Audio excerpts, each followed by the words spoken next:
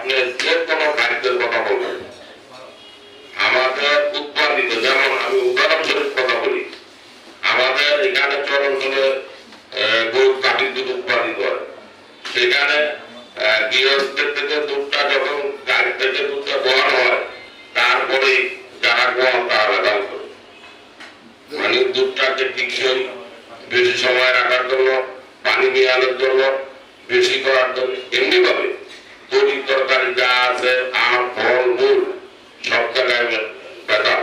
তবে এখানে একটা জিনিস ইতিপূর্বে আমরা দেখছি যেটা আপাতত অনেকটা মনিটরিং, যেটা আমাদের রামপুর চেয়ারম্যান মহাদেব বলেন, মনিটরিং সেল যেটা বাজার অনেক সময় সেক্রেটারি রাখেন এবং বিভিন্ন সরকারি কর্মকর্তা কর্মচারীদের এটা যেন একবারে নাই বললে চলে।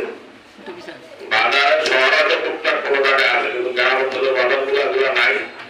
আমি সকলকে, যেমন নিরাপদ পানি, এই যে বোতলজাত পানি, সকল পানি, কিন্তু একটা পানি আমি মনে করি নিরাপদ আছে, যেটা পৌরসভার বললেন, কাউন্সিলর সাহেব বললেন যে পানি অগভীর নলকূপ, গভীর নলকূপ, যেগুলা আমরা আল্লাহ প্রদত্ত পানি, এগুলো হয়তো বা কিছুটা নিরাপদ, তাহলে রাসায়নিক মুক্ত যে সমস্ত রাখা আছে সেই পানিগুলা নিরাপদ।